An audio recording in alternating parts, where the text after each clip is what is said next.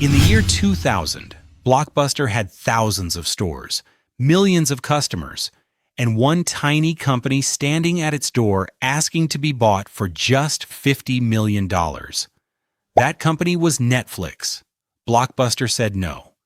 10 years later, Blockbuster was bankrupt, and the company it rejected had become one of the most powerful entertainment businesses on earth. But here's the part most people get wrong.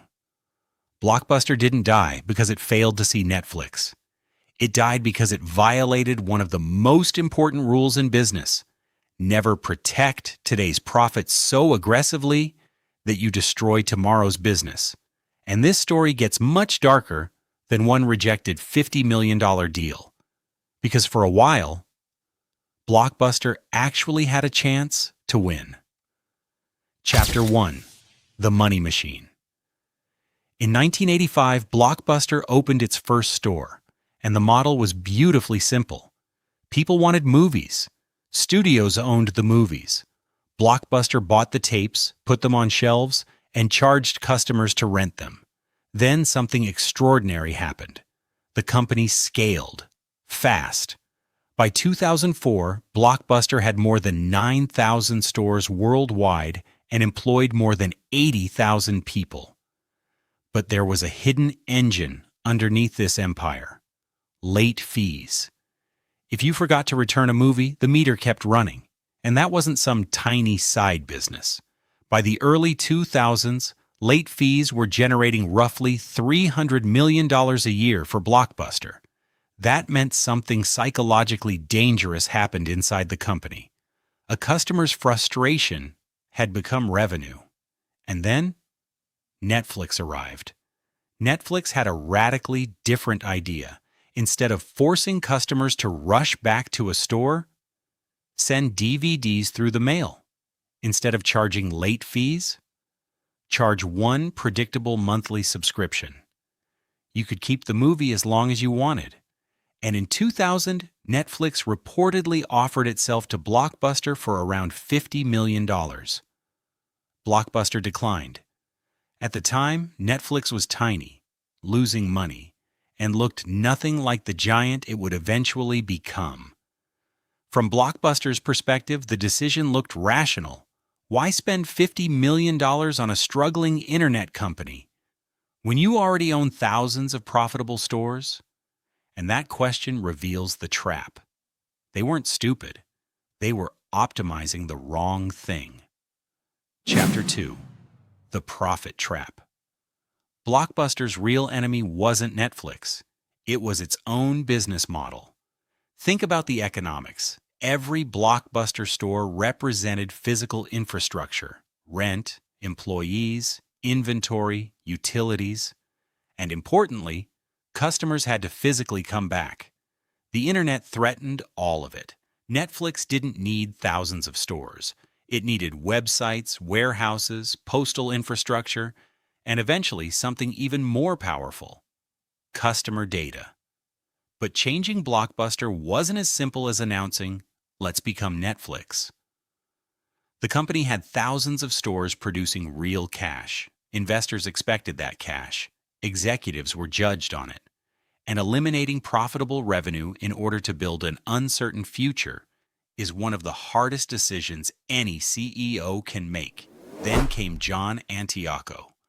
Antioco understood the threat. And unlike the popular myth, Blockbuster eventually fought back. In 2004, it launched an online DVD service. And in January 2005, Blockbuster officially eliminated late fees on movie and game rentals at participating U.S. stores. This was enormous. But it came with a brutal financial cost. Blockbuster was sacrificing a revenue stream worth hundreds of millions of dollars to make the customer experience more competitive. That is exactly what a disruptive transition looks like. You often have to damage your current business to build the next one. And for a moment, it looked like the gamble might work. Blockbuster's online service became a serious competitor to Netflix. By 2006, Blockbuster Online had reached around 2 million users. And now we reach the moment that changes the entire story. Because Blockbuster wasn't necessarily incapable of beating Netflix. It was struggling to convince the people controlling its future to accept less money today. Then came Carl Icahn. Icahn became one of Blockbuster's most influential shareholders, and the battle inside the company intensified. CEO John Antioco wanted to spend aggressively on the digital transition, but shareholders wanted financial discipline and stronger near-term returns. The conflict became so severe that Antioco eventually left, and once he was gone, Blockbuster's strategy changed. This is where the story becomes a lesson in corporate incentives, because here's the uncomfortable question. If a CEO can increase profits this year by protecting an old business, but destroy the company's future 5 years from now, what does the system reward? If you think corporate history is just as crazy as fiction, subscribe to Tycoon's History, because these stories aren't really about companies. They're about the decisions that make or destroy them. And Blockbuster still had one enormous advantage left. Chapter 3: The Company That Almost Won. Blockbuster had stores. It had brand recognition. It had millions of customers. It had an online rental service. And unlike Netflix, it could combine the physical and digital worlds. Customers could rent online, then return movies to a Blockbuster store. That was a powerful hybrid model.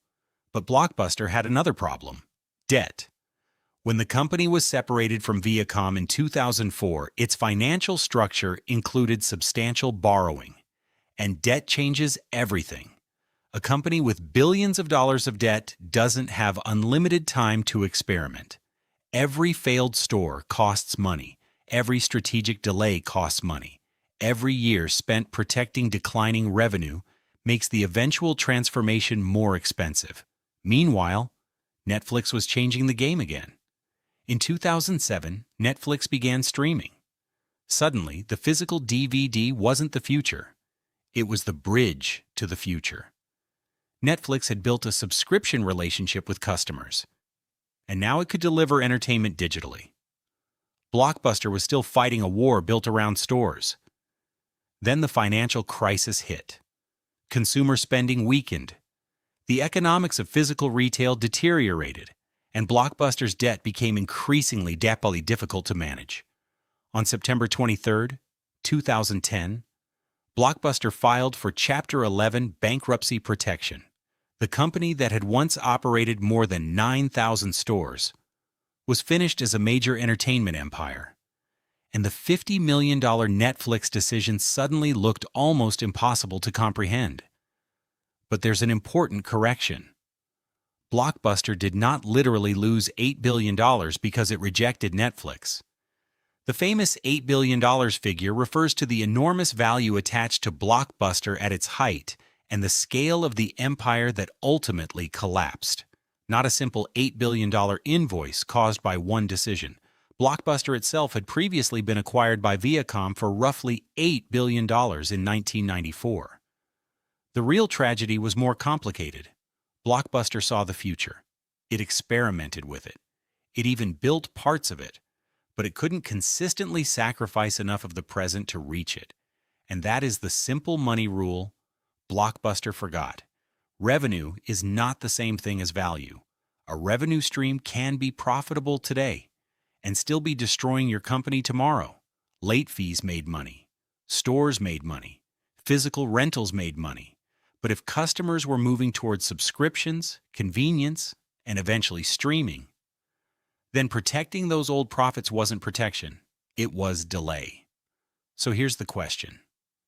If you were sitting on Blockbuster's board in 2004 and someone told you, give up hundreds of millions in profitable revenue today, spend heavily on an unproven digital strategy, and maybe save the company 10 years from now, would you have made that decision?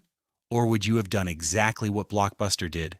Because that's the uncomfortable part of this story. It's easy to call Blockbuster stupid when you already know how the movie ends. But in the moment, the wrong decision can look incredibly rational. That's how giant companies die.